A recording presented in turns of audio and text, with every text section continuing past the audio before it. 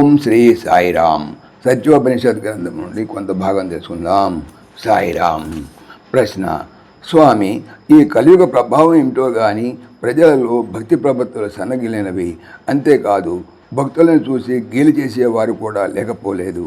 దైవ విరుద్ధమైన ప్రవర్తన సాధారణమైపోయింది. ఇది చాలా విచారకరం. ఏం చేయమంటారు బాబా? ముందుగా నీ ఆలోచనను, ప్రవర్తనను సరిదిద్దుకో, సరిపోతుంది. నీ ప్రవర్తన సరిగా లేనప్పుడు నీకు ఇతరుల దోషాన్ని ఎత్తి చూపే అధికారం లేదు. మొట్టమొదట నీ విశ్వాసాన్ని గాఢంగా, అచంచలంగా ఉండేటట్లు చూసుకో. ఆంధ్రదేశంలో పోతరాజు, గోపరాజు, త్యాగరాజు అనే ముగ్గురు రాజులు ఉండేవారు.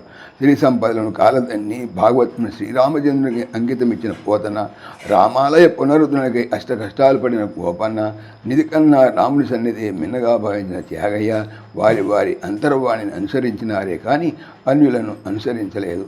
వారు ఆత్మతృప్తిని, ఆత్మానందమును ప్రధానముగా భావించారే తప్ప ఇతరుల మనోభావములను ఆధారం చేసుకోలేదు.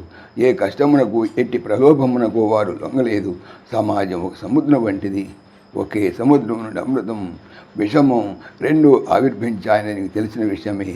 అదే రీతిగా ఈ సమాజం అనే సముద్రంలో మంచి అనే అమృతం, చెడు అనే విషము రెండూ ఉన్నాయి. నీ మంచిని చూసి చెడ్డవారు ఎగతాళి చేయవచ్చు.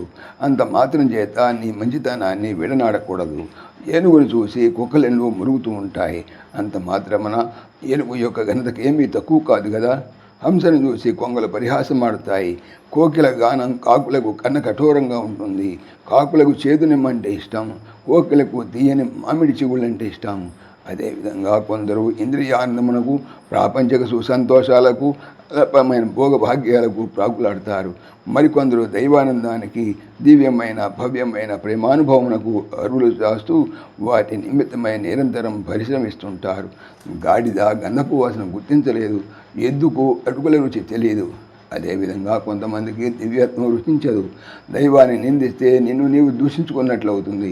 ఎందుకంటే నీవు దైవ కంటే భిన్నం కాదు. నీవే దైవం. నీవు చేసిన మంచి కానీ చెడ్డ కానీ తిరిగి నీకే చేరతాయి. చక్కని పరిమళాన్ని అందించే గంధపు చెట్టును గొడ్డలు నడుతుంది.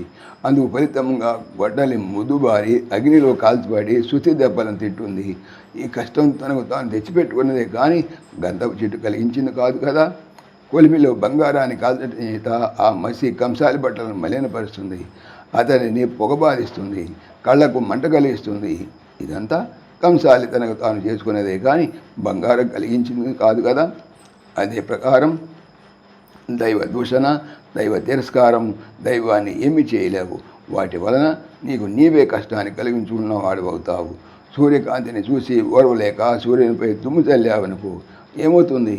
ఆ దుమ్ము నీ కళ్ళపైనే పడుతుంది. ఫ్యాన్ వేసుకుంటే చల్లని గాలిని అనుభవిస్తావు, లేకపోతే వేడిగా ఉంటుంది. దాన్ని వేసుకోకపోతే ఫ్యాన్కి వచ్చే నష్టం, కష్టం ఏమీ లేదు.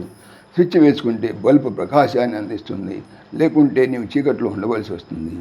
నీవు వేసుకోకపోతే బల్బు వచ్చే నష్టం ఏమీ లేదు. అలాగే దైవం సాక్షిభూతుడు. మంచి చెడు నీపైనే ఆధారపడి ఉన్నాయి. ప్రాపంచికమైన ధనంతో కావలసిన వస్తువులు కొనగలుగుతున్నావు కదా. అట్లే భగవన్నామం అనేటువంటి ధనంతో నీవు ఆనందాన్ని పొందవచ్చు. నీ విశ్వాసాన్ని దృఢపరచుకొని ఆనందాన్ని అనుభవించు. ఇది చాలు.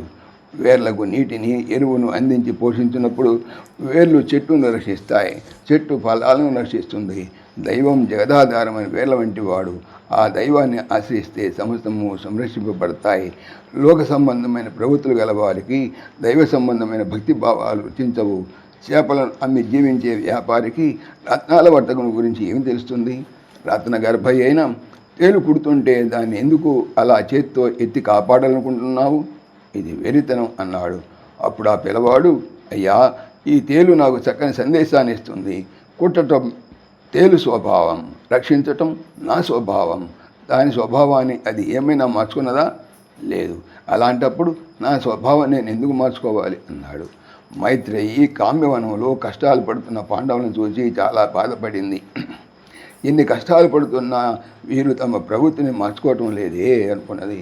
అప్పుడు మళ్ళీ తనలో తానే అనుకున్నది, నిజమే, రామచిలుక పంజరంలో ఉన్నప్పటికీ లోకానికి ఆదర్శాన్ని ఇస్తున్నది. కానీ కాకి స్వేచ్ఛగా వ్యవహరిస్తున్నది.